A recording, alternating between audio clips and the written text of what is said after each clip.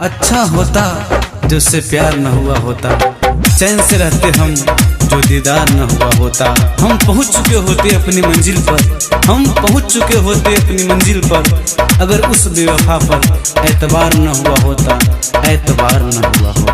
दुआरापन बोलाई के मरवा दिल हुए रानी, दुआरापन बोलाई के मरवा दिल हुए रानी। पता न रहे प्यार के ऐसान हुई कहानी, दुआरापन बोलाई के मरवा दिल हुए रानी, दुआरापन बोलाई के मरवा दिल हुए रानी। दिल के दरिया में धड़कन की कश्ती है, ख्वाबों की दुनिया में यादों की बस्ती है। मोहब्बत के बाजार में चाहत का सौदा है, वफा की कीमत तो बेवफाई से सस्ती है। बन गईले शैतानी हवा होके लोग इंसान, इंसानियत भुलाई के लिहले केहू के जान, लिहले केहू के जान। बन गईले शैतानी हवा होके लोग इंसान, इंसानियत भुलाई के लिहले केहू के जान।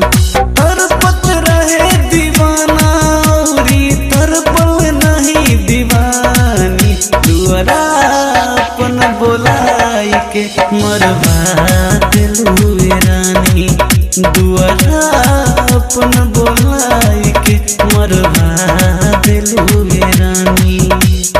ऐ बेवफा वफा की कीमत क्या जाने, है बेवफा गम ये मोहब्बत क्या जाने।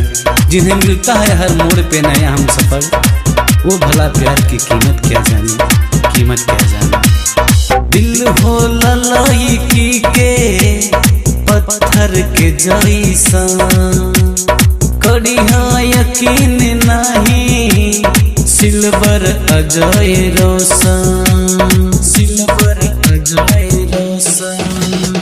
दिल हो ललकी के पत्थर के जैसा, कड़िया यकीन नहीं सिल्वर अजय रोशन। मर गईनी हम देख के ओकर अदा सुहानी, दुआरापन बोलाई के मरवा दिल हुए रानी, दुआरापन बोलाई के मरवा दिल हुए रानी।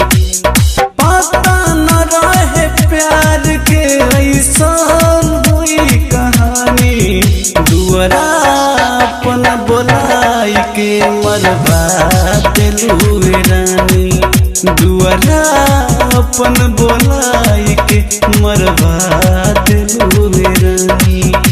Krishna recording studio Muzaffarpur.